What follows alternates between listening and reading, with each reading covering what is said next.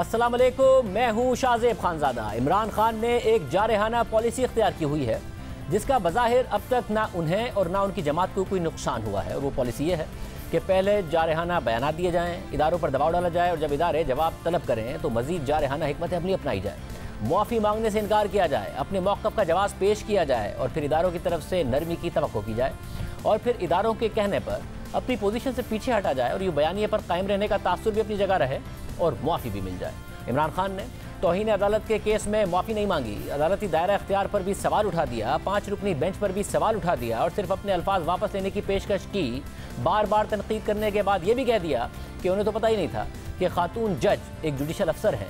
और आज अदालत ने इमरान खान के जवाब पर मायूसी का इजहार किया, मगर साथ ही इमरान खान को दोबारा जवाब जमा कराने के लिए 7 दिन की मोहलत दे दी है, जिस पर नून लीग सवाल उठा रही है कि इमरान खान को रास्ता फराहम किया जा रहा है। आज तौहीन अदालत के केस में इमरान खान खुद अदालत में पेश हुए, मगर दिलचस्प बात यह है कि इस केस में तहरीक इंसाफ की तरफ से सबसे जारहाना पोजीशन फवाद चौधरी ने ली हुई है और बार बार ली है। मगर आज की समाअत में इमरान खान के वकील हामिद खान ने फवाद चौधरी के बयान से लाताल्लुकी का इजहार कर दिया और यह कह दिया कि इस शख्स से किसी अच्छाई की तवक्को भी नहीं की जा सकती, जिस पर खुद इमरान खान भी हंसने लग गए। यानी इमरान खान के वकील ने फवाद चौधरी के इस बयान से लाताल्लुकी का इजहार कर दिया जिसमें उन्होंने इस्लामाबाद हाई कोर्ट के कायम मकाम चीफ जस्टिस से मुआफ़ी का मुतालबा किया। इमरान खान अपॉलोजाइज नहीं करने लगे इस केस में। Why should he?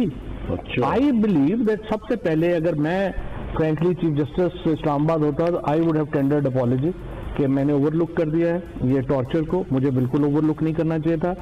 संगीन इल्जाम है टॉर्चर का और आपका कंटेम्प्ट लगती थी इस बात पे जो कंटेम्प्ट वाली इसमें कौन सा आप देख रहे चीफ जस्टिस को सिंगल आउट करके कह रहे हैं कि जी उन्होंने ये नहीं किया। फैसला उनका ना। जी न्यूज़ के नुमाइंदे ओवैस यूसुफ़ज़ई के मुताबिक आज की समाअत के दौरान चीफ जस्टिस अतर मिनल्ला ने इमरान खान के वकील हामिद खान से मुकालमा किया कि इमरान खान के वकील के साथ आप इस कोर्ट के माविन भी हैं, आपने जो तहरीरी जवाब जमा कराया उसकी तवक्को नहीं थी। ये अदालत तवक्को करती थी कि आप इधर आने से पहले अदलिया का एतमाद बढ़ाएंगे, एक सियासी जमात कानून और आइन की हुक्मरानी पर यकीन रखेगी। चीफ जस्टिस ने मजीद कहा कि तहरीरी जवाब से मुझे ज़ाती तौर पर दुख हुआ, इस अदालत की काविशों से जुडिशल कॉम्प्लेक्स बन रहा है। इमरान खान ने हमारी बात सुनी और जुडिशल कॉम्प्लेक्स तामीर हो रहा है, वो उस अदालत के पास जाकर इजहार कर लें कि उन्हें मातहत अदलिया पर एतमाद है। जिस तरह गुजरा हुआ वक्त वापस नहीं आता, उसी तरह जबान से निकली बात वापस नहीं जाती। इमरान खान के पाए के लीडर को हर लफ्ज़ सोच समझ कर अदा करना चाहिए। चीफ जस्टिस अतर मिनल्ला ने यह रिमार्क्स भी दिए कि मातहत अदलिया के जजेस कोई मिस्टर एक्स और वाई नहीं हैं कि उनके बारे में जो मर्जी कहें वो भी इतने ही अहम हैं जितने सुप्रीम कोर्ट के जजेस अहम हैं। इमरान खान की काफ़ी फॉलोइंग है, मैं तवक्को कर रहा था कि एहसास होगा कि गलती हो गई है। एक सियासी लीडर के फॉलोअर्स होते हैं, उसे कुछ भी कहते हुए सोचना चाहिए। चीफ जस्टिस ने हामिद खान से यह भी कहा कि आपके जवाब से ये अंदाज़ा हुआ कि इमरान खान को एहसास ही नहीं है कि क्या हुआ है। असद तूर और अफसार आलम के केसेस आप देख लें, 3 साल ये अदालत वफाकी काबीना को मामलात भेजती रही, काश आप उस वक्त भी आवाज़ उठाते। चीफ जस्टिस ने इस्तफसार किया कि इस्लामाबाद हाई कोर्ट ने जुडिशल मजिस्ट्रेट को मामला वापस भिजवाया था। अडियाला जेल किसके एडमिनिस्ट्रेटिव कंट्रोल में है?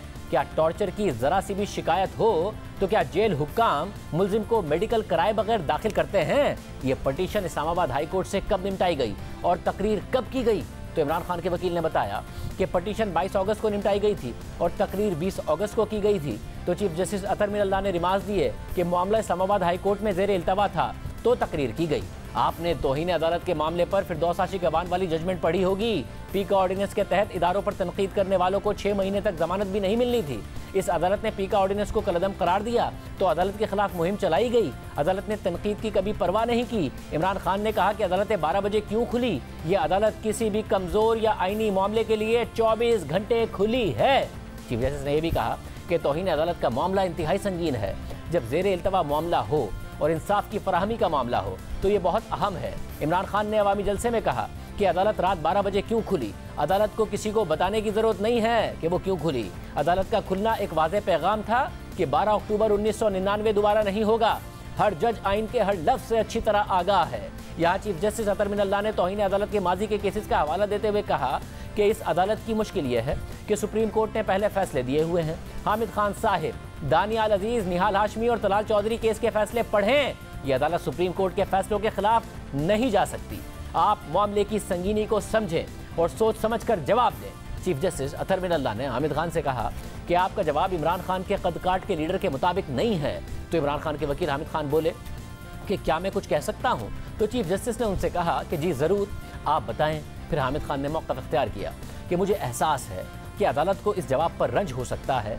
जवाब में अमूमी कानूनी नकात उठाए गए हैं, मैं फिल वक्त उन नकात को नहीं उठा रहा। तो चीफ जस्टिस ने उनसे कहा कि हामिद खान, ये खुली अदालत है, यहाँ हर अमल शफाफ होता है।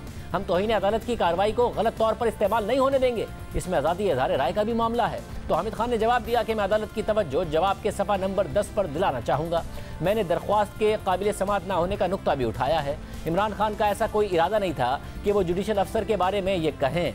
इस पर चीफ जस्टिस अतर मिनल्लाह ने हामिद खान से कहा कि इस अदालत का कंसर्न सिर्फ अदलिया की आज़ादी है। जब तकरीर की गई तो मामला इस्लामाबाद हाई कोर्ट में ज़ेरे इल्तवा था। आप रिकॉर्ड देखकर मुनासिब जवाब जमा कराएं या फिर अदालत इस मामले को आगे बढ़ाएगी। अदालत तौहीन अदालत की कार्रवाई को इंतहाई शफाफ बनाएगी। हामिद खान ने मौक़िफ़ इख्तियार किया कि अदालत से गुजारिश है कि इमरान खान के इन रिमार्क्स में कोई बदनीयती नहीं थी।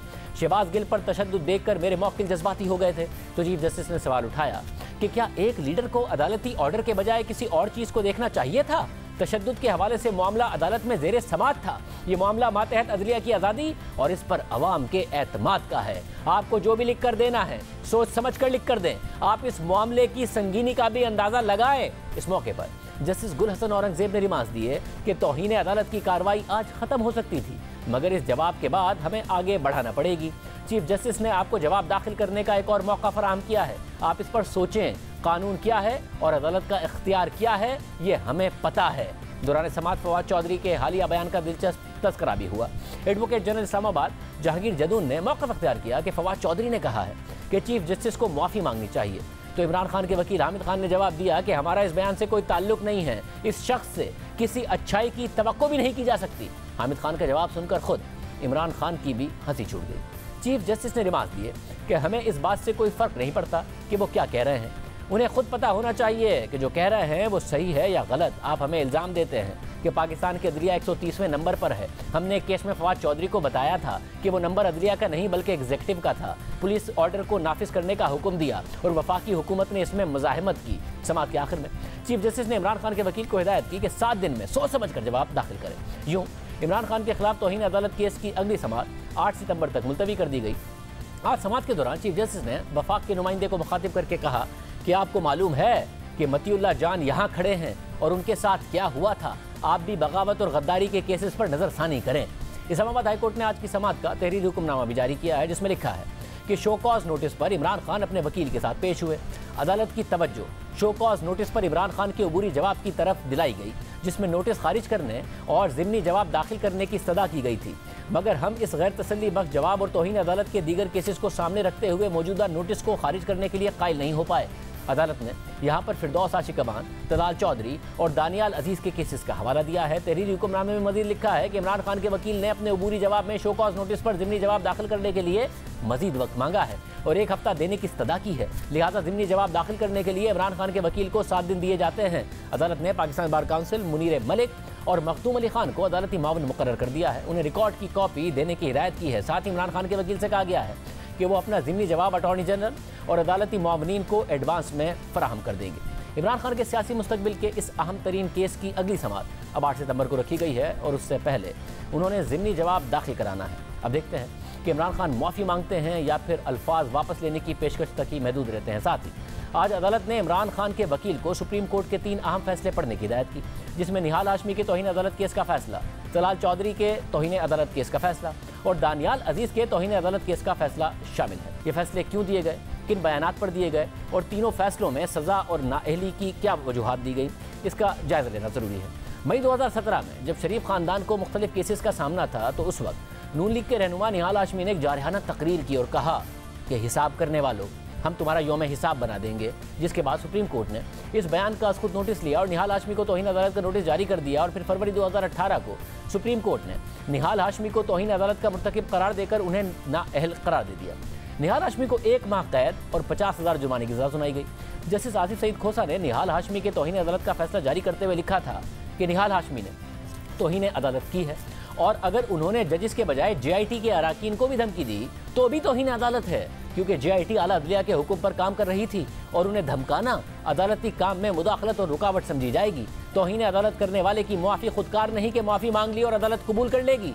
ये अदालत का इख्तियार है कि वो फैसला करे कि मुआफ़ी कबूल करती है या नहीं। साथ ही अदालत ने अपने फैसले में मुआफ़ी कबूल ना करने की वजह भी बताई है और लिखा है कि निहाल हाशमी ने अदालती नोटिस का पहला जवाब 20 जून को दिया, फिर 7 जुलाई और बाद में 16 अगस्त को अदालत में तहरीरी जवाब जमा कराए। मगर अदालती कार्रवाई के 7 माह बाद 24 जनवरी को निहाल हाशमी ने गैर मशरूत माफ़ी मांगी। उस वक्त तक अदालत अपनी कार्रवाई मुकम्मल कर चुकी थी। इसके बाद सोच समझकर मुआफ़ी मांगी गई। इतनी ताख़ीर से मांगी गई मुआफ़ी के मुखलिस होने पर सवाल उठता है, इसलिए मुआफ़ी मेरिट पर कबूल नहीं की जा सकती। अदालत ने अपने फैसले में लिखा कि निहाल हाशमी ने ताख़ीर से ही सही मगर गैर मशरूत मुआफ़ी मांगी और कहा कि वो खुद को अदालत के रहमो करम पर छोड़ते हैं, इसलिए उनके खिलाफ कार्रवाई में तो नरमी नहीं दी जा सकती, अलबत्ता उनकी सज़ा में ज़रूर नरमी की जा सकती है। और यूँ निहाल हाशमी को सुप्रीम कोर्ट ने 5 साल के लिए नाअहल करार देते हुए उन्हें 1 माह की कैद की सज़ा सुनाई। निहाल हाशमी को तौहीन अदालत का मुर्तकिब करार देने के फौरी बाद सुप्रीम कोर्ट ने चीफ जस्टिस साकिब निसार की सरबराही में दानियाल अजीज़ को उनके दिसंबर 2017 के बयानात और तलाल चौधरी को उनके जनवरी 2018 के बयानात पर तलब किया और फिर उन्हें इन बयानात पर तौहीन अदालत के नोटिस जारी किए। 28 जून को जस्टिस आसिफ सईद खोसा की सरबराही में जस्टिस मजहर आलम मियाँ खैल और जस्टिस मुशीर आलम पर मबनी बेंच ने दानियाल अजीज़ के केस का फैसला सुनाया और दानियाल अजीज़ को आइन के आर्टिकल 204 के तहत अदालत बर्खास्त होने तक सजा सुनाई। साथ ही अदालत ने आइन के आर्टिकल 63(1)G के तहत दानियाल अजीज़ को 5 साल के लिए नाअहल कर दिया।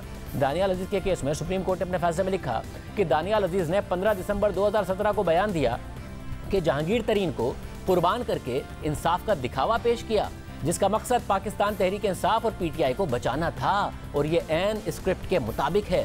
फैसले में मजीद कहा गया था कि दानियाल अजीज़ ने 21 दिसंबर 2017 को बयान दिया कि ये एक जज हैं एजाजुल एहसन, उनकी तारीख हम पाकिस्तान को बताएंगे।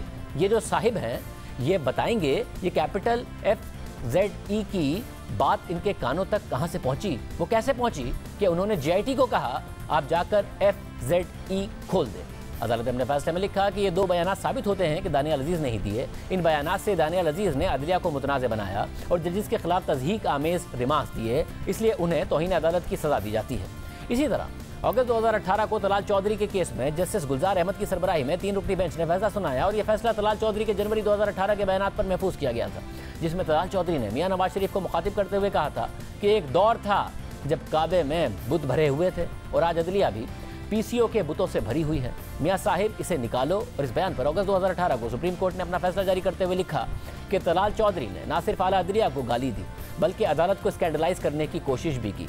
तलाल चौधरी ने तज़हीक आमेज़ ज़बान इस्तेमाल की, नफरत का इजहार किया, इसलिए वो सज़ा के हकदार हैं। अदालत ने फैसले में लिखा कि इस केस में तलाल चौधरी ने अपना दिफा पेश करते हुए ये मौका अख्तियार किया कि उनकी 24 जनवरी 2018 की प्रेस कॉन्फ्रेंस और 27 जनवरी की तकरीर को सियाक व सबाक से हटकर पेश किया गया। अदालत ने लिखा कि अगर ऐसा कोई मामला है तो बारे सबूत खुद तलाल चौधरी के सर पर है, क्योंकि उन्होंने अपने दिफा में 5 गवाह पेश किए और उनमें से एक गवाह पेमरा का जनरल मैनेजर भी था। मगर इसके बावजूद तलाल चौधरी ने अपनी तकरीरों का मुकम्मल मतन अदालत में पेश करके ये साबित करने की कोशिश नहीं की कि ये तकरीरें सियाक व सबाक से हटकर हैं। अदालत ने अपने फैसले में मज़ीद लिखा कि तलाल चौधरी ने अदालत से तहम्मुल का मुजाहरा करने की दरख्वास्त की, मगर अदालती तहम्मुल का इजहार एक आलमी उसूल नहीं है जिसे हर केस में लागू किया जाए। हर केस के मुख्तलिफ हक़ाइक़ होते हैं जिसके लिए कानून केस के हक़ाइक़ और हालात को देख कर लागू किया जाता है। तलाल चौधरी की 2 तकरीरें ये जाहिर करती हैं कि उन्होंने नवाज शरीफ की ताबेदारी की खातिर ऐसे अल्फाज अदा किए जिनसे चीफ जस्टिस के ऑफिस, अदालत के जजेस और पूरे इदारे को तासुब का निशाना बनाया। तलाल चौधरी के ये अल्फाज शाइस्तगी और अखलाकियात के दायरे में नहीं आते। इन अल्फाज से बुग़्ज़ और कीना जाहिर होता है। तलाल चौधरी की दोनों तकरीरों में जजिस को गालियां दी गई, अदालत को स्कैंडलाइज किया गया, हर वो कोशिश की गई जिसके जरिए अदालत को नफरत की तरफ धकेला जा सके। अदालत ने अपने फैसले में मज़ीद लिखा कि तमाम तर वजूहात को मद्देनजर रखते हुए अदालत इस बात पर मुतमईन है कि मुल्ज़िम तलाल चौधरी आइन के आर्टिकल 203 और तौहीन अदालत ऑर्डिनेंस के सेक्शन 3 के तहत तौहीन अदालत के मुर्तकिब पाए गए हैं, इसलिए अब वो सज़ा के हकदार हैं। तलाल चौधरी को अदालत बर्खास्त होने तक कैद की सज़ा सुनाई जाती है और 1 लाख रुपये जुर्माना भी आयद किया जाता है। और यूँ 8 महीनों के अंदर नून लीग के 3 अहम रहनुमा तौहीन अदालत के केस में नाअहल किए गए और सुप्रीम कोर्ट के ये फैसले अब मातहत अदालतों के लिए तौहीन अदालत के केसेस में अहम हैं। आज इमरान खान के केस में भी इस्लामाबाद हाई कोर्ट ने इन्हीं 3 केसेस का हवाला दिया और chief justice Islamabad high court ने रिमार्क्स दिए कि इस अदालत की मुश्किल ये है कि सुप्रीम कोर्ट ने दानियाल अजीज़, निहाल हाशमी, तलाल चौधरी के केस में फैसले दिए हुए हैं। ये अदालत सुप्रीम कोर्ट के फैसलों के खिलाफ नहीं जा सकती और इमरान खान के वकील को हिदायत की कि वो ये तीनों फैसले पढ़ कर आएँ। नून लीग की नायब सदर मरियम नवाज ने इस पूरे मामले पर आज की प्रोसीडिंग्स के बाद ट्वीट किया कि असल में तौहीन की सज़ा जज ज़ेबा साहिबा को होनी चाहिए, जिन्होंने इंसाफ करके इमरान खान की शान में गुस्ताखी की थी। इसके अलावा मरियम नवाज ने ट्वीट किया कि इमरान खान को फराहम करदा ढील और सहूलियात से और कुछ साबित हो ना हो, नवाज शरीफ और नून लीग से होने वाली नाइंसाफियां और ज्यादतियां एक बार फिर पूरी कौम के सामने अया हो गई। तराजू सीधा नहीं हो सका, यानी नून लीग सवाल उठा रही है। और आज वजीर कानून आजम नज़ीर तारड़ ने मुतालबा किया कि सुप्रीम कोर्ट ने तौहीन अदालत के केसेस में दीगर सियासतदानों के खिलाफ जो फैसले दिए, इसी कानून का इतलाक इमरान खान के केस में होना चाहिए ताकि इस तासुर को ज़ाहिर किया जा सके कि इमरान खान लाडले हैं। इमरान खान साहब के बारे में ये तासुर पाया जाता है कि ये लाडले हैं कुछ हलकों के, और हमें उस तासुर को ज़ायल करने के लिए ये ज़रूरी है जब कानून का इतलाक किया जाए इमरान खान साहब पे तो उसी आंख के साथ किया जाए जिस आंख के साथ दीगर सियासतदानों के मुकदमात का फैसला हुआ और माजी करीब में हुआ। तलाल चौधरी साहब, दानियाल अजीज, निहाल हाशमी साहब को कंटेम्प्ट ऑफ केस में कन्विक्ट किया गया, उन्हें असम्बली की रुकनीयत से भी हाथ धोना पड़ा। निहाल हाशमी साहब को जेल भी भुगतना पड़ी। जो आला अदालतों के फैसले हैं वो मुसावियाना होने चाहिए। थोड़ा अजीब लगा कि एक संगीन नौइयत के कंटेम्प्ट के मुकदमे में जिसमें लार्जर बेंच बनाया गया है, जवाब मुलाजा करने के बाद अदालत ने नरम दिली का मुजाहरा करते हुए एक और मौका फराहम किया कि आप अपने रवैये पे मजीद नज़र-ए-सानी करें ताकि आपको कोई रास्ता मिल सके। हमने इस पर बात करने के लिए तहरीक इंसाफ के रहनुमा फवाद चौधरी को दावत दी थी, मगर उन्होंने कोई जवाब नहीं दिया। इस वक्त हमारे साथ मौजूद हैं तौहीन अदालत के केस में नाअहल होने वाले नून लीग के रहनुमा तलाल चौधरी, जिनके केस का हवाला इमरान खान के केस में भी दिया जा रहा है। नून लीग भी मुतालबा कर रही है कि इमरान खान के साथ ये सलूक होना चाहिए। हमारे साथ तलाल चौधरी साहब मौजूद। साहब बहुत शुक्रिया मिशन में ज्वाइन करने के लिए। तलाल साहब, आज आपकी जमात को भी आपका केस याद आ गया है, वो चाह रहे हैं कि इमरान खान के साथ भी वही सलूक हो। अदालत ने 1 हफ्ते का वक्त दिया है जवाब जमा कराने के लिए। अदालत ने कोई तौहीन अदालत का केस ख़त्म नहीं कर दिया है। मरियम नवाज साहिबा के जो ट्वीट्स हों, आपकी जमात की जो तनकीद हो और इतनी सख्त किस्म की तनकीद हो, आप माफ़ी मांग लेते तो शायद आपको भी मौका मिल जाता। अदालत ने उनको 1 हफ्ते का मौका दिया है, आपने तो माफ़ी नहीं मांगी थी ना, आपने तो कंटेस्ट किया था। क्यों दोनों को इक्वेट कर रहे हैं? जो प्रेशर तहरीक इंसाफ डाल रही थी, अब आप अदालत पर प्रेशर डाल रहे हैं। बिस्मिल्लाहिर्रहमानिर्रहीम। देखिए, बिल्कुल अदालत पर प्रेशर नहीं जा रहे, फैक्ट्स बयान जरूर किए जा रहे हैं, तारीखी हकाइक जरूर बयान किए जा रहे हैं। इमरान खान एक आदी मुजरम है, एक्चुअल है।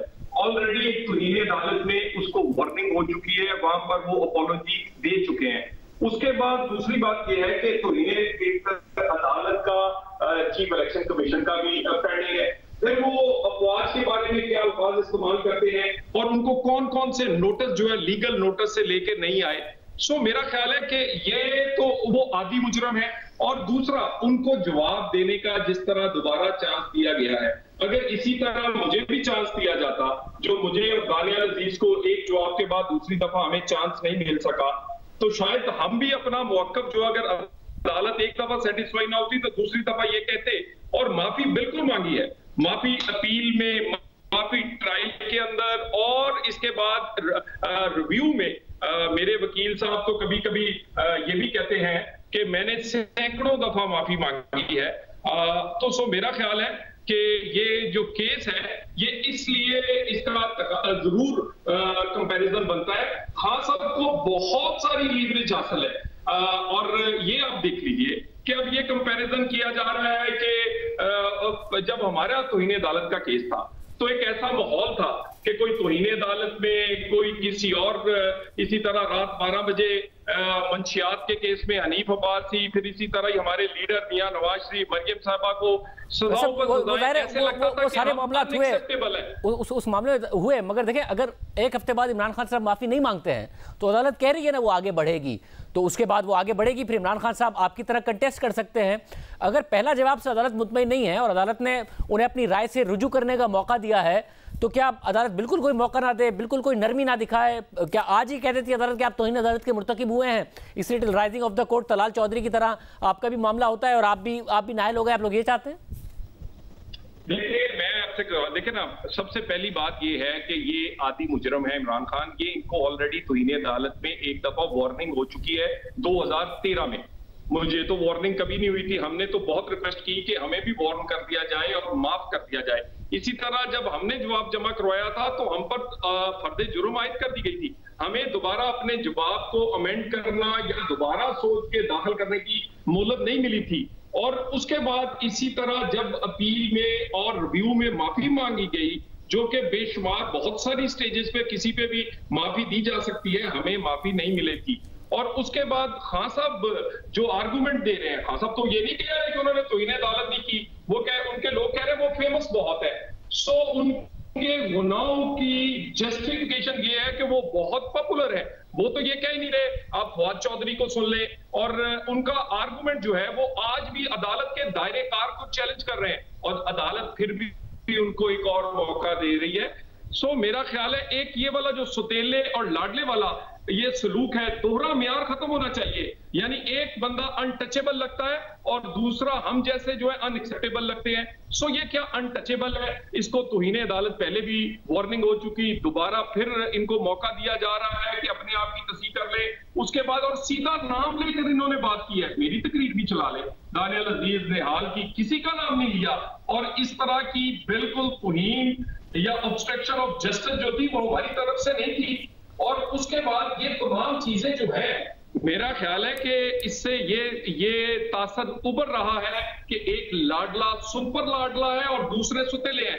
एक अनटचेबल है इमरान खान, क्योंकि वो पॉपुलर है, क्योंकि वो खास किस्म की सोच रखता है। उसको ना इलेक्शन कमीशन फैसला जल्दी कहीं देता है, 8-8 साल लगा देता है, कि ना क्या कहते हैं इस तरह तौहीन अदालत के नोटिस होते हैं तो उसको माफी मिल जाती है। तो मेरा ख्याल है एक जैसे म्यार पे सबको जांचना चाहिए। अगर मैं कारकुन हूं तो मेरा तो इतना ये लीडर की ज्यादा जिम्मेदारियां होती हैं। उनकी उम्र 70 साल है, वो कहते हैं जिस बात में मेरे से मुंह से निकल गए, मेरी उनसे आधी उम्र है, मैं सियासी कारकुन हूं, मेरा तो कम रिस्पॉन्सिबिलिटी है, मेरे पे इतनी बड़ी डाल दी गई। और साकिब निसार साहब के क्या मैं किस्से सुनाऊं कि किस तरह उन्होंने मुझे सजा दी है, और वो किस तरह इस सजा में से भी मियां नवाज शरीफ के खिलाफ बयान मेरे से लेना चाहते।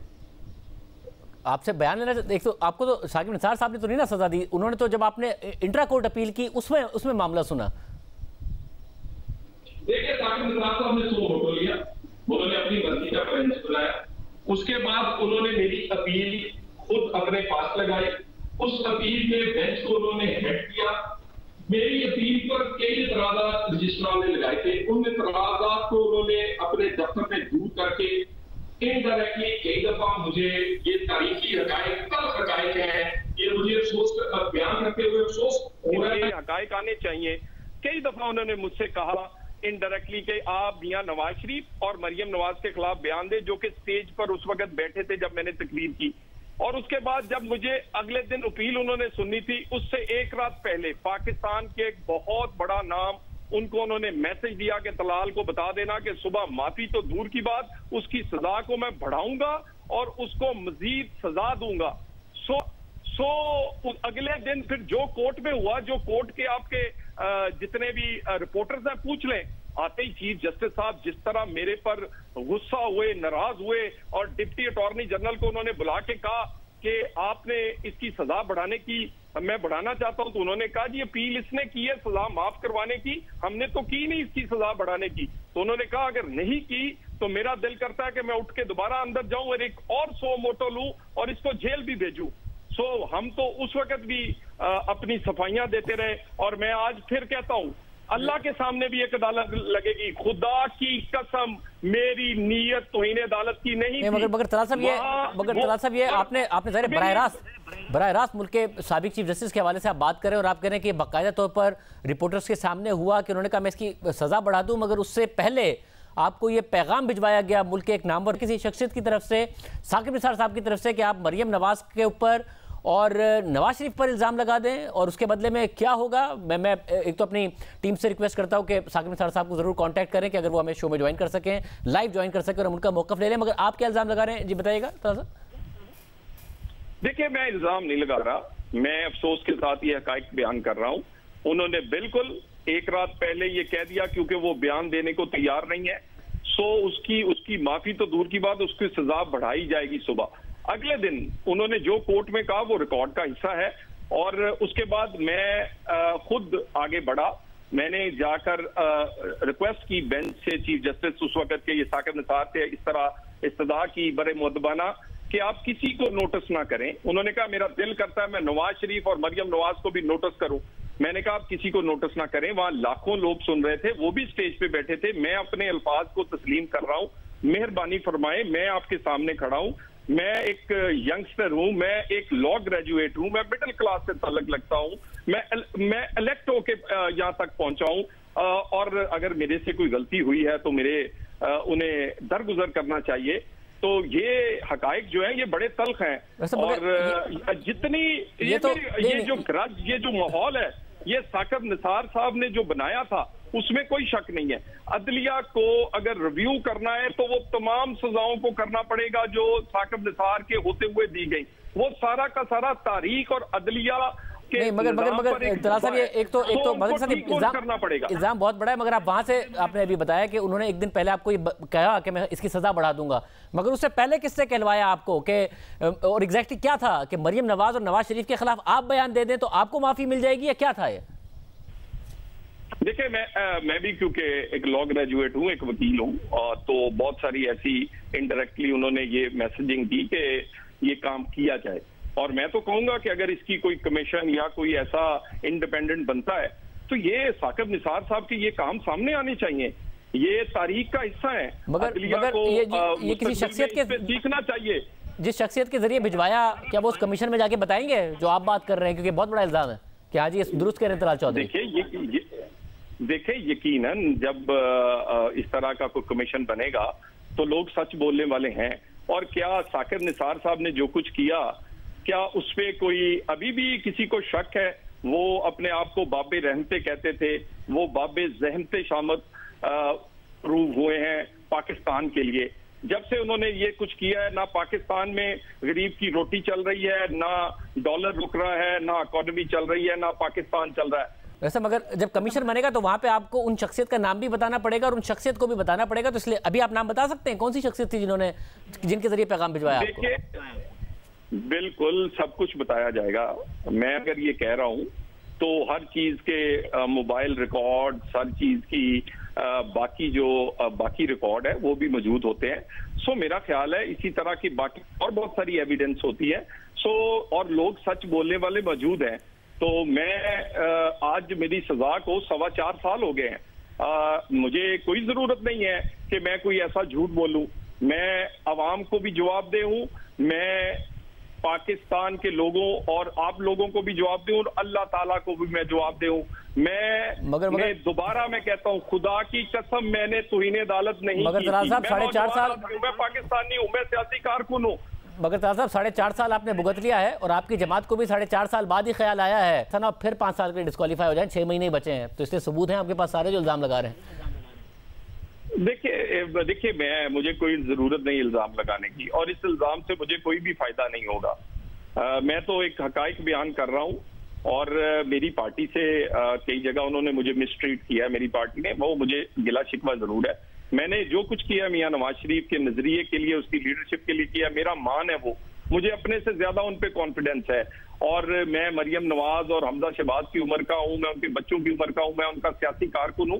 मैं लंदन गया था, मैंने खुल के दिल की उनके बातें की हैं, और मैं अपने पार्टी के लोगों से भी तकाजा करता हूं, जो मेरे सीनियर्स हैं, जो टॉप 10 इस पार्टी को चलाते हैं, कि वो भी मेरे जैसे कारकुनों के लिए जरूर खड़े हों, क्योंकि हमने जिद्दोजहद इस पार्टी के लिए। बहुत शुक्रिया तलाल चौधरी साहब हमारे साथ मौजूद थे। बड़ा इल्जाम लगा रहे हैं। ब्रेक शामिल करते हैं। ब्रेक के बाद हमारी पूरी कोशिश है कि हम साकिब निसार साहब का मौक़िफ़ आपके सामने रखें कि उनका कि क्या मौक़िफ़ इस इल्ज़ाम के हवाले से।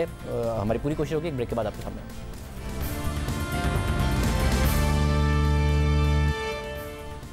आपसे कुछ देर पहले हमारे प्रोग्राम में तलाल चौधरी ने इल्ज़ाम लगाया कि उनका जब तौहीन अदालत का केस चल रहा था, इंट्रा कोर्ट अपील का मामला था, तो साबिक चीफ जस्टिस साकिब निसार ने एक बड़ी शख्सियत के जरिए उन्हें पैगाम भिजवाया कि वो बयान दें और नवाज शरीफ और मरियम नवाज के हवाले से उनके खिलाफ बयानात दें। और जब ये मामला नहीं हो रहा था तो फिर उनको उससे पहले धमकी भी दी गई और उन्होंने कहा कि इस तमाम चीज़ों के सबूत मौजूद हैं, एक कमीशन बनाया जाए। मगर उसके बाद हमने रब्ता किया जस्टिस साकिब निसार साहब से, उन्हें प्रोग्राम में आने की दावत दी, उनका मौक़िफ़ मालूम करने के लिए कहा, तो उनका जवाब आया है कि तलाल चौधरी के इल्ज़ामात मुकम्मल तौर पर गलत हैं और मुकम्मल तौर पर बदनीयती पर मबनी हैं। तलाल चौधरी के इल्ज़ामात पर हमने साबिक चीफ जस्टिस साकिब निसार का मौक़िफ़ मालूम किया और जो इल्ज़ामात चले थे, और उनका ये कहना है कि ये इल्ज़ामात मुकम्मल तौर पर गलत हैं और तलाल चौधरी के इल्ज़ामात बदनीयती पर मबनी हैं। ये जवाब साबिक चीफ जस्टिस साकिब निसार की तरफ से आया है। बता दें आपको दोबारा, तलाल चौधरी ने हमारे प्रोग्राम में ये कहा था कि जब उनका केस चल रहा था, उनकी तकरीर के हवाले से जो तौहीन अदालत का मामला था, अपील साकिब निसार साहब के पास थी, तो एक बड़ी शख्सियत की तरफ से उन्होंने कहा कि इसके सबूत भी मौजूद हैं, कमीशन बनाया जाए, वो सबूत रखने के लिए तैयार हैं कि एक बड़ी शख्सियत की तरफ से जैसे साकिब निसार ने उनको पैगाम भिजवाया था कि वो बयान दें मरियम नवाज के खिलाफ और नवाज शरीफ के खिलाफ, और फिर सज़ा में रियायत के मामले की बात की गई। उसके बाद धमकी की उन्होंने बात की कि इनकी सज़ा उल्टा बढ़ा दी जाएगी, और फिर जो अगले दिन अदालत में मामला हुआ उन्होंने वो भी बताया था। उन्होंने कहा रिकॉर्ड पर मामला मौजूद है, इसके अलावा सबूत मौजूद हैं, मगर साबिक चीफ जस्टिस साकिब निसार ने इन इल्ज़ामात को मुस्तरद किया और कहा कि तलाल चौधरी के इल्ज़ामात मुकम्मल तौर पर गलत हैं और बदनीयती पर मबनी है। जब हमने उनसे मौक़िफ़ के लिए राब्ता किया। प्रोग्राम में ब्रेक शामिल करते हैं। आज जो कुछ हुआ है, कानून उसके बारे में क्या कहता है, कि इमरान खान साहब के बचने के वाज़ेह इम्कानात मौजूद हैं। अब बात करेंगे ब्रेक के बाद।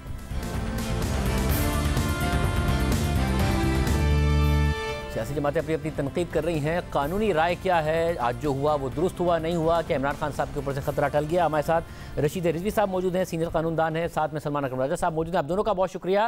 रिजवी साहब, ज़ाहिर है सियासी जमातें तो रशीद रिजवी साहब तनकीद कर रही हैं, आप बताइएगा जो कुछ आज हुआ, आपकी क्या राय इस हवाले से? मैं समझता हूं कि आज कोर्ट का एटीट्यूड बड़ा कंसेशनल था, बड़ा कंसेशन दिया गया है इमरान खान साहब को, और इसलिए कि स्टेटमेंट इतना अजीब था। मैं नहीं समझता कि हामिद खान साहब ने इसको ड्राफ्ट किया होगा या उन्होंने देखा होगा कि वो ये कह रहे हैं कि जी अगर आप समझते मुनासिब नहीं है, अदालत समझती मुनासिब नहीं है, तो फिर मैं सोचूंगा दूसरा बयान दूंगा। तो 5 जजेस बैठे हैं, प्राइमा फेशाई केस उन्होंने समझा है और नोटिस इशू किया है। उन्होंने अभी तक माइंड अप्लाई नहीं किया था, इनको क्या समझ रहे थे, मैं तो समझ रहा था कि, और फिर उसके साथ उन्होंने अपना डिफेंस भी प्लीड कर लिया है। डिफेंस जब प्लीड कर लेता है रिस्पोंडेंट, तो उसके बाद फिर कोई अपॉर्चुनिटी नहीं होती है अनक्वालिफाइड या अनकंडीशनल अपॉलॉजी टेंडर करने की। दोनों आप एक साथ नहीं कर सकते हैं। आज उनको सिर्फ एक सफ़े की अनकंडीशनल अनक्वालिफाइड वो टेंडर करनी चाहिए थी अपॉलॉजी, बस। और उसके अलावा कुछ जहाँ वो डिफेंस अगर अपना सबमिट करते हैं तो फिर वो इससे फ़ायदा नहीं उठा सकते हैं। मैं समझता हूँ कोर्ट ने काफ़ी कंसेशन दिया है उन्हें, और एक अपॉर्चुनिटी दी है कि वो फिर से इसको सोचें अपने जवाब को। स्टारे डिसाइसिस एक डॉक्ट्रिन होता है इंटरप्रिटेशन का, इंटरप्रिटेशन ऑफ लॉ का, कि जो पहले लार्जर बेंच के फैसले हैं। एक लार्जर बेंच का फैसला था, सेनेटर मसरूर एहसन कराची से थे और आर्दर शरकावत जी के कंटेम्प्ट का उस पर चीफ जस्टिस अजमल मियाँ ने 98-99 में बड़ा तफसीली फैसला जारी किया था। Australian law, American law, Indian law, Pakistani law, उसको सब कुछ उन्होंने कर लिया था। उसमें उन्होंने यही कहा था जो मैं आपसे अर्ज कर रहा था कि अनकंडीशनल अपॉलॉजी अगर वेरी इनिशियल स्टेज पे नहीं सबमिट होती है तो डिफेंस टेंडर करने के बाद वो नहीं एक्सेप्ट होगी। लेकिन अब जजेस हैं, लाइक्स और डिसलाइक्स तो सबों में होती है। इंसाफ तो फिर जिसे कहते हैं अंधा होता है, वो ये नहीं देखता कि मेरे सामने क्या है, मेरे सामने कौन है। अगर उसने देख लिया तो फिर वो इंसाफ तो नहीं है। इंसाफ का सिंबल वही है जो देवी खड़ी हुई आंख पे पट्टी बांधे, हाथ में तलवार और तराजू लिए। वो सिंबल इस बात का कि वो नहीं देखती है कि उसके सामने कौन है। अगर आप देख रहे हैं कि ये कौन है तो फिर तो उस इंसाफ सही नहीं हो सकता। सलमान अकबर साहब हमारे साथ ज़ाहिर तलाल चौधरी साहब मौजूद थे अभी ब्रेक से पहले, और उन्होंने ये कहा कि भाई मुझे भी मौका दे देते, मैंने तो पहला जवाब जमा कराया, उसी पर मुझ पर फर्द जुर्म लगा दी और बाद में रिव्यू तक हम माफ़ी मांगी वगैरह में नहीं दी गई, कंटेस्ट भी गया। तो आपको लगता है कि ये बात दुरुस्त है, ये तनकीद दुरुस्त है? आप किस तरह देख रहे हैं सारे मामले को? देखिए, एक हद तक तो ये बात ठीक है कि माजी में माफ़ियाँ नहीं दी गई लोगों को जिन्होंने मुकदमा लड़ने की कोशिश की, कोई उज़र पेश किया, खा वो वाक़याती हो या वो तकनीकी नौइयत का हो। लेकिन ऐसा भी है कि माफ़ियाँ कबूल हुई भी हैं। कोई ऐसा हमारा कानून नहीं है कि माफ़ी कभी कबूल नहीं होगी, आम तौर पे नहीं होती अगर मुकदमा लड़ा जाए, जैसा कि रशीद रिजवी साहब ने दुरुस्त कहा। उज़र पेश किए जाएं। लेकिन अगर आप मुकदमा देखें जो IG इस्लामाबाद के हवाले से हुआ था, जो इफ्तिखार चौधरी साहब के साथ बदसलूकी हुई थी, उस फैसले में तमाम पिछले फ़ैसलों का अहाता किया गया है, मसरूर एहसन केस का अहाता भी किया गया है, और वहाँ माफ़ी कबूल नहीं की गई थी। और माफ़ी को रद्द करते हुए अदालत ने ये कहा कि इन लोगों ने माफ़ी तब जमा कराई है जब चार्ज फ्रेम हो गया था, और चार्ज फ्रेम हो जाने के बाद जब इनको नज़र आ रहा था कि ट्रायल होने लगी है तो फिर ये माफ़ी पर आ गए। उससे पहले तो ये मुकदमा लड़ने के लिए डटे हुए थे। लिहाजा एक उसूल ज़रूर है या एक रिवायत ज़रूर है कि माफ़ी पहली तारीख़ पे ही मांग लेनी चाहिए, जितना जल्दी हो मांग लेनी चाहिए। लेकिन ऐसा नहीं है कि अगर पहली तारीख़ पे माफ़ी नहीं मांगी तो दूसरी पे नहीं मांगी जा सकती। इफ्तिखार चौधरी साहब वाला जो मामला था इस्लामाबाद के पुलिस अफसरान के हवाले से, वहाँ उन्होंने चार्ज फ्रेम होने को एक तरह से कट ऑफ डेट तस्वुर किया कि इन्होंने चार्ज फ्रेम होने से पहले माफ़ी नहीं मांगी। लिहाजा अभी चार्ज तो फ्रेम नहीं हुआ, इस्लामाबाद हाई कोर्ट ने इमरान खान साहब पर फ़र्द जुर्म आयद नहीं की और उनको एक मौका दे दिया है फ़र्द जुर्म आयद करने से पहले कि वो नज़रसानी करें अपने रवैये पर। और सिर्फ एक तहरीरी माफ़ी काफ़ी नहीं है, वाक़यतन उनके रवैये से नज़र आना चाहिए कि वो अपने किए पर नादिम हैं। शायद उनके लिए अच्छा हो कि वो उन जज साहिबा से माफ़ी मांगें जिनके हवाले से उन्होंने गुफ्तगू की थी, और उसके बाद अदालत के सामने पेश हों और अपने अदालत की तरफ से दिए गए फ़हम की बुनियाद पर जो निदामत का एहसास उन पर अगर कोई तारी हुआ है तो उसका इजहार करें। अगर तो ऐसा होता है तो अदालत माफ़ी कबूल कर सकती है। कोई उसूल नहीं है कि अगर पहले दिन माफ़ी नहीं मांगी गई तो कभी माफ़ी नहीं मानी जाएगी। और रिजवी साहब, आप ये बताइएगा कि फिर आपको लगता है कि एक रूम है अभी इमरान खान साहब के खिलाफ कि वो बच सकते हैं, या आपको लगता है माफ़ी मांगने के बाद भी वो खतरे में हैं अभी भी? मैं समझता हूँ अगर वो एक पेज का अनक्वालिफाइड और अनकंडीशनल अपॉलॉजी दाखिल कर देते हैं तो शायद ये अपना शो कॉज नोटिस वापस ले, वरना तो मैं समझता हूँ कि उन्हें फिर चार्ज फ्रेम करने के लिए रखना पड़ेगा ये केस। समा साहब, आप बताइएगा, बेंच की तरफ से ये कहा भी गया एक जज साहब की तरफ से कि आज भी एक मामला खत्म हो सकता था, यानी अगर माफ़ी मांग ले तो खत्म हो जाता, तो आपको लग रहा है कि खतरा बहुत हद तक टल गया है अगर वो अनकंडीशनल माफ़ी मांग लें? नहीं, टल नहीं गया। देखिए, ऐसे बिल्कुल नहीं कहना चाहिए। आज अगर वो माफ़ी मांगते तो इम्कानात बेहतर थे, और अब जाहिर है कि उनके लिए ज़्यादा दुश्वारी है, उनको इस जवाब को वापस भी लेना होगा। ये नहीं हो सकता कि ये जवाब भी फ़ाइल पे मौजूद रहे और वो माफ़ी भी मांगे। उनको कहना होगा कि ये जवाब जो है सरफ़ नज़र की वजह से हुआ या गलती की वजह से हुआ, हम इसको वापस लेते हैं और अब मेरा जो जवाब है वो ये है, जैसा कि रिजवी साहब ने फरमाया, वो 2 सत्रों का जवाब होना चाहिए कि मैं अपने किए पर नादिम हूँ और मैं अदालत से माफ़ी का ख़ास्तकार हूँ। तो तब इम्कान है, ज़रूरी नहीं है कि तब भी अदालत माफ़ी कबूल करे, लेकिन इम्कान बहरहाल होगा। फिर बहुत शुक्रिया करुणी राय नाज़रीन, आपने सुनी। मज़ीद बात करेंगे एक ब्रेक के बाद। पाकिस्तान में बारिशों के बाद आने वाले सैलाब की तबाहकारियां जारी हैं। सैलाबज़दा इलाकों में 50 लाख अफराद के बीमार होने का खदशा है। 1 अरब रुपए की दवाएं दरकार हैं। 6.5 लाख हामला खवातीन को तिब्बी सहूलियात की अशद ज़रूरत है। ज़राअत और लाइफ स्टॉक को 1300 अरब रुपए के नुकसान का अंदेशा है। सिंध की बेशतर शाहराहें सफ़र के लिए गैर महफूज करार दे दी गई हैं, जबकि बलूचिस्तान और खैबर पख्तूनख्वा में भी इस हवाले से सूरत हाल ख़राब है। रोज़नामा द न्यूज़ में वक़ार भट्टी की खबर के मुताबिक माहिरीन सेहत और फलाही इदारों ने तखमीना लगाया है कि मुल्क के सैलाबज़दा इलाकों में 50 लाख अफराद के बीमार होने का खदशा है। Vice chancellor health services academy doctor Shahzad Ali Khan का कहना है कि पाकिस्तान में सैलाब से अब तक 3 करोड़ 30 लाख अफराद मुतासिर हुए हैं। चंद हफ्तों में लाखों अफराद आलूदा पानी और मच्छरों से फैलने वाली बीमारियों से मुतासिर होंगे। खबर के मुताबिक अमरीकी सेंटर फॉर डिजीज कंट्रोल ने कहा है कि सैलाबी इलाकों में डेंगू, मलेरिया, खसरा और पोलियो फैलने के इम्कानात कई गुना बढ़ गए हैं। जबकि अलखिदमत हेल्थ फाउंडेशन का कहना है कि इब्तिदाई तौर पर सैलाबज़दगान के इलाज के लिए 1 अरब रुपए की दवाएं दरकार हैं। यूनाइटेड नेशंस पॉपुलेशन फंड ने कल एक प्रेस रिलीज में कहा है कि सैलाब से मुतासरा इलाकों में तकरीबन 6.5 लाख हामला खवातीन को हमल की हिफाजत और बच्चे की पैदाइश को यकीनी बनाने के लिए ज़चगी की सहूलियात दरकार हैं। तकरीबन 73,000 खवातीन ऐसी हैं जिन्हें अगले माह ज़चगी के लिए माहिर दाई के अलावा नौज़ायदा बच्चों की देखभाल और मदद की ज़रूरत होगी। इदारे ने खबरदार किया है कि बहुत सी ख़वातीन और लड़कियाँ सिनफी बुनियाद पर तशद्दुद के बढ़ते हुए ख़तरे में हैं, क्योंकि सैलाब से तकरीबन 10 लाख मकानात को नुकसान पहुँचा है। इदारे ने मज़ीद कहा कि सड़कों और पुलों को पहुँचने वाले नुकसान ने लड़कियों और ख़वातीन की सेहत की सहूलियात तक रसाई को मज़ीद मुतासिर कर दिया है। रोज़नामा एक्सप्रेस ट्रिब्यून की खबर के मुताबिक शदीद बारिशों और सैलाब के बायस मुल्क में कपास, टमाटर और प्याज समेत कई फसलें तबाह हो गई हैं, जिसके बायस मुल्क को 536 अरब रुपए से ज़ायद का नुकसान होगा। खबर के मुताबिक वजारत नेशनल फूड सिक्योरिटी की रिपोर्ट में ज़राअत और लाइफ स्टॉक का नुकसान 1300 अरब रुपए से ज़ायद हो जाने का खदशा जाहिर किया जा रहा है।